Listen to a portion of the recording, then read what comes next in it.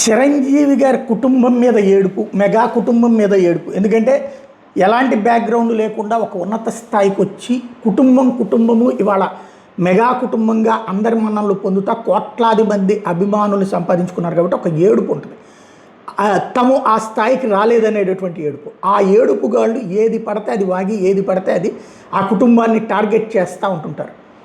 నిన్ననే మాట్లాడుకున్నాం, ఏదైతే ఆయన బిడ్డ పుట్టినందుకు గాను అబ్బాయి పుట్టినందుకు సంతోషం వ్యక్తం చేస్తే అబ్బాయి కోసం ఎట్లాగా ఉంటారా వీళ్ళు అన్నటువంటి స్టేట్మెంటు ఒక మహా యూట్యూబర్ గారు ఇచ్చారు. అట్లాగే మరికొంతమంది కామెంట్లు చేయడం బిగించేశారు. దాని మీదన లావణ్య త్రిపాఠి సాధారణంగా ఇట్లాంటి వాటికి ఆవిడ మాట్లాడదు, మెగా కుటుంబపు కోడలే కదా, ఆమె ఇట్లాంటి వాటిని పట్టించుకోదు.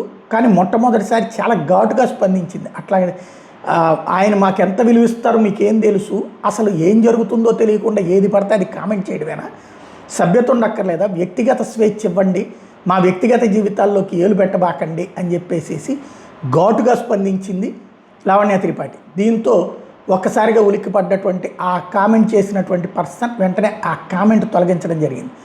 అదే సందర్భంలో లావణ్య త్రిపాఠి స్టేట్మెంట్ ఇప్పుడు బాగా వైరల్ అవుతోంది.